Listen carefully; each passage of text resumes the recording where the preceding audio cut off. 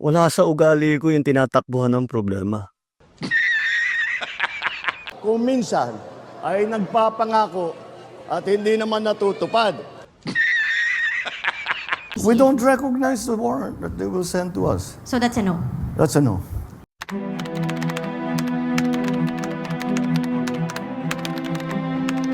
I am a citizen of this country, a former president, and you show me a piece of paper and you're asking me to go with you?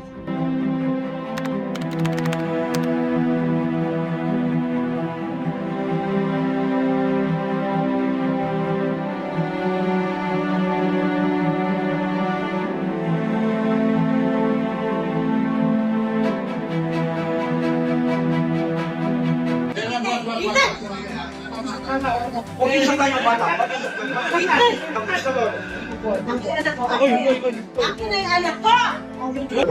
You have to kill me to bring me to Hague.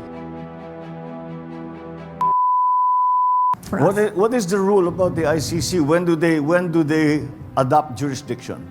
They adopt jurisdiction in a country, or they have jurisdiction in a country when no judicial system is working, is functioning, no police no police force is functioning.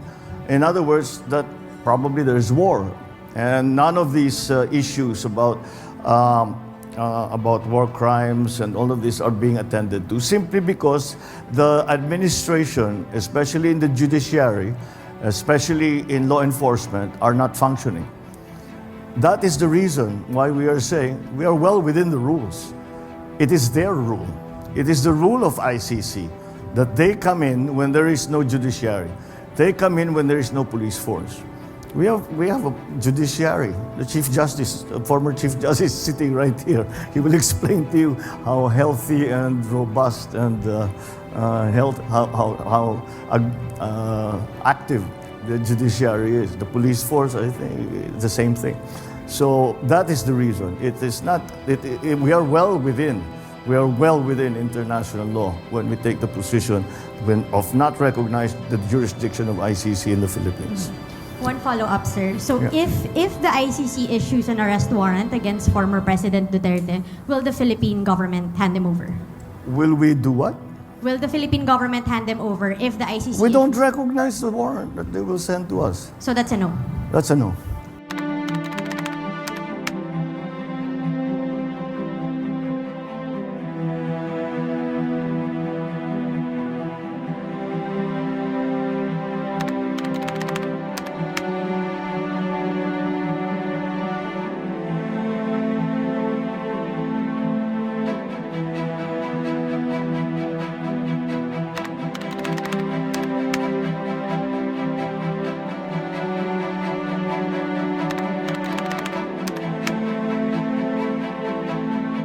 Meron bang human rights violation kung maraming pulis? You go to any human rights advocate, there's nothing that we did.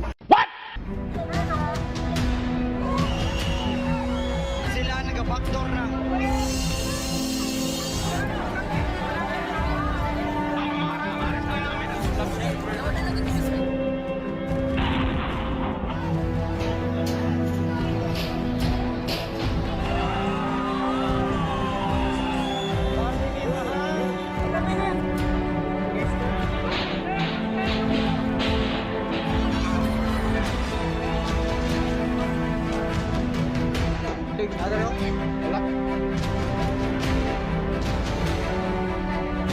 Lahat ng pumasok na pulis hindi armado. Walang baril, kahit isa. Hindi kami gumamit ng tear gas. Wala kaming ginawang ganun. So anong human rights violation? That's still that all those rehabilitation. You know, we only really started 2 years ago because nothing was done in the previous administration. Nothing was done in the administration before that. Halimbawa, yung bigas, yung aking pangarap na sinabi na nung bago akong upo, na sana mapababa natin ang presyo ng bigas ng 20 piso. Hindi pa tayo umaabot doon. Dahan-dahan palapit. Nasa 25 piso na lang tayo. Konti na lang. May bababa natin yan. Ito pong pambansang pabahay para sa Filipino Housing or 4PH program ay isa sa mga prioridad na programa ng kasalukuyang administrasyon. Layunin po ng programang ito na magpapatayo ng mga pabahay na malapit sa mga mahalagang pasilidad na kinakailangan para sa mas produktibong pamumuhay. Layunin po natin na magpapatayo ng 1 milyong pabahay kada taon hanggang matapos ang aking 6 na taong termino bilang Pangulo. Isa po ito sa mga proyekto na talagang tinutukan natin dahil alam po natin ang bigat ng problema sa kakulangan ng pabahay sa ating bansa. Kaya naman, patuloy tayong nakikipag-ugnayan sa iba't ibang lokal na pamahalaan at mga ahensya ng gobyerno sa buong bansa, mula sa Luzon, Visayas hanggang sa Mindanao.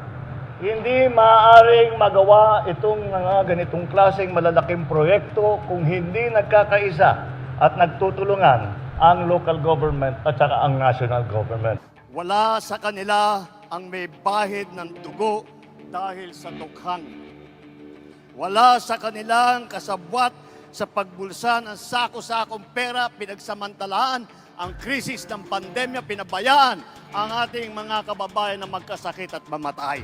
Nag-deliver lang yata ng suka, nabigyan na ng certificate of candidacy.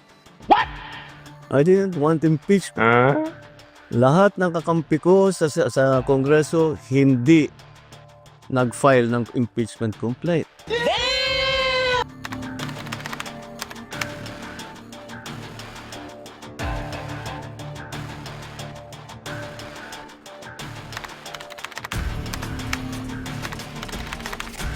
Why do I have to keep explaining that I did not want impeachment? No. That's not how reconciliation works.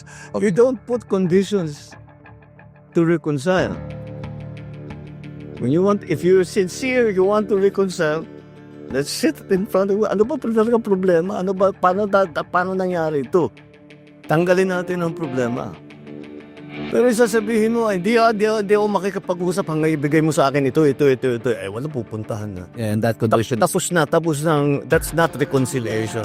That's not even a negotiation. That's demanding. Those are setting conditions. That, So, ano sasagutin ng kabila? Etong gagawin mo. Sasagutin mo, hindi, gagawin ko yan kung gawin mo naman ito. Wala nang pupuntahan. Tapos na ang usapan.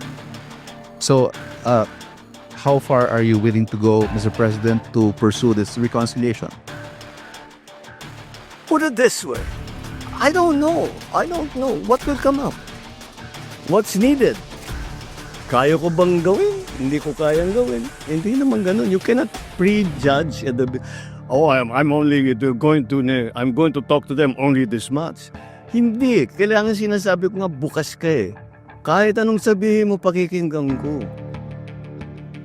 Kung talagang tapat ako na nais ko mag-reconcile, isipin ko lang, lahat ng hiningi mo, lahat ng hinanakit mo, kung kaya ko ayusin, ayusin ko para tapos na to.